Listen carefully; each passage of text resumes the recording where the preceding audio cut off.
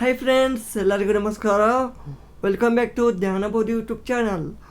ಕರ್ನಾಟಕ ಕಂದಾಯ ಇಲಾಖೆಯಲ್ಲಿ ಖಾಲಿ ಇರುವಂಥ 1,000 ವಿಲೇಜ್ ಅಡ್ಮಿನಿಸ್ಟ್ರೇಟಿವ್ ಆಫೀಸರ್ ಅಂದರೆ ಗ್ರಾಮ ಆಡಳಿತಾಧಿಕಾರಿ ಈ ಒಂದು ಹುದ್ದೆಗಳಿಗೆ ಆನ್ಲೈನ್ ಮುಖಾಂತರ ಅರ್ಜಿಗಳನ್ನು ಕರೆಯಲಾಗಿತ್ತು.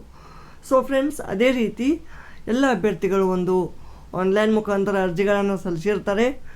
ಸೊ ಈ ಒಂದು ಹುದ್ದೆಗಳಿಗೆ ಎಕ್ಸಾಮನ್ನು ಇದೇ ತಿಂಗಳ 29/9/2024 ಕಡ್ಡಾಯ ಕನ್ನಡ ಎಕ್ಸಾಮು ಇದ್ದು, ಮುಂದಿನ ತಿಂಗಳು ಅಂದರೆ 27 ಅಕ್ಟೋಬರ್ 2024 ಇದು ಮೇನ್ಸ್ ಎಕ್ಸಾಮ್. ಮೇನ್ಸ್ ಅಂದ್ರೇನು? ಆ ಒಂದು ಪತ್ರಿಕೆ 1 ಪತ್ರಿಕೆ 2 ಅಂತ ಇರುತ್ತಲ್ಲ, ಆ ಒಂದು ಎಕ್ಸಾಮನ್ನು ಇಡಲಾಗಿದ್ದು. ಸೊ ಇದೀಗ ಈ ಒಂದು 29ನೇ ತಾರೀಕು ನಡೆಯಲಿರುವ ಕಡ್ಡಾಯ ಕನ್ನಡ ಪರೀಕ್ಷೆಯ ಒಂದು ಹಾಲ್ ಟಿಕೆಟ್ ಲಿಂಕನ್ನು ಈಗ ಆಲ್ರೆಡಿ ಪ್ರಕಟಣೆ ಮಾಡಿದ್ದಾರೆ.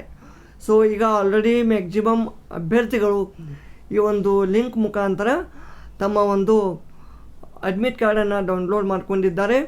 ಬಟ್ ಕೆಲವೊಂದು ಅಭ್ಯರ್ಥಿಗಳಿಗೆ ಏನು ಪ್ರಾಬ್ಲಮ್ ಆಗ್ತಾಯಿದೆ ಅಂದರೆ, ಅವರ ಅಪ್ಲಿಕೇಶನ್ ಐ ಡಿ ಅವರಿಗೆ ಸಿಗುತ್ತಿಲ್ಲ, ಅಥವಾ ಅವರ ಒಂದು ಅಪ್ಲಿಕೇಶನ್ ಐ ಡಿಯನ್ನು ಅವರು ಸೇವ್ ಮಾಡಿ ಇಟ್ಕೊಂಡಿಲ್ಲ.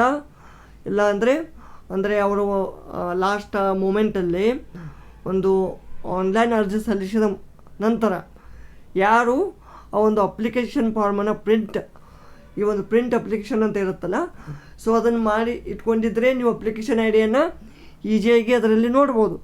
ಬಟ್ ಅದನ್ನು ಯಾರು ನೋಡಿಲ್ಲ, ಅಥವಾ ಯಾರಿಗಾದರೂ ಅಪ್ಲಿಕೇಶನ್ ಐ ಡಿ ಸಿಗ್ತಾ ಇಲ್ಲ ಅಂದರೆ ಅವರಿಗೆ ಮತ್ತೊಂದು ಇಲ್ಲಿ ಅವಕಾಶ ಕೊಟ್ಟಿದ್ದಾರೆ.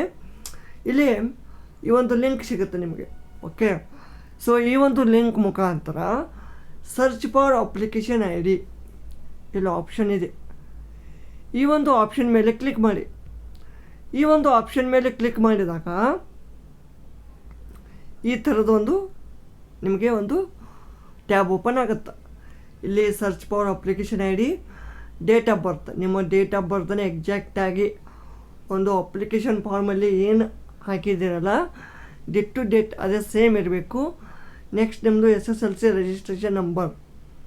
ಓಕೆ, ಆಮೇಲೆ enter the last 4 digit of Aadhaar number.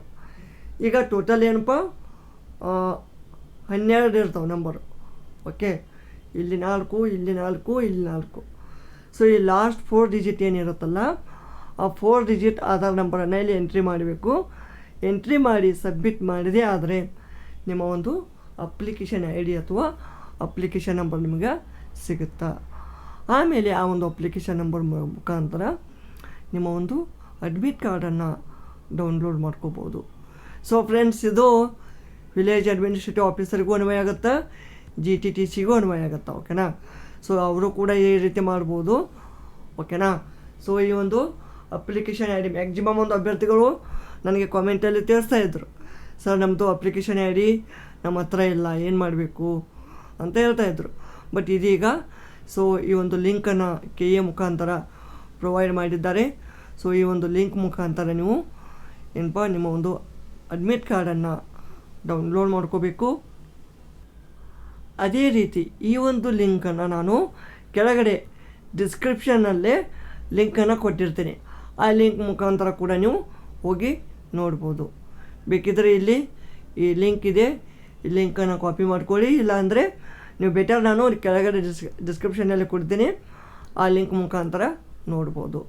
ಮತ್ತು ಏನಾದರೂ ಕ್ವೆರೀಸ್ ಇದ್ದರೆ ದಯವಿಟ್ಟು ಕಾಮೆಂಟ್ನಲ್ಲಿ ತಿಳಿಸಿ, ಅದನ್ನು ಒಂದು ಸಾಲ್ವ್ ಮಾಡಲಿಕ್ಕೆ ಟ್ರೈ ಮಾಡ್ತೀನಿ. ಓಕೆ, ಈ ಒಂದು ವಿಡಿಯೋ ಇಷ್ಟವಾದಲ್ಲಿ ಲೈಕ್ ಮಾಡಿ, ಕಾಮೆಂಟ್ ಮಾಡಿ, ಹಾಗೆ ನಮ್ಮ ಚಾನಲನ್ನು ಸಬ್ಸ್ಕ್ರೈಬ್ ಮಾಡಿ. ಧನ್ಯವಾದಗಳು.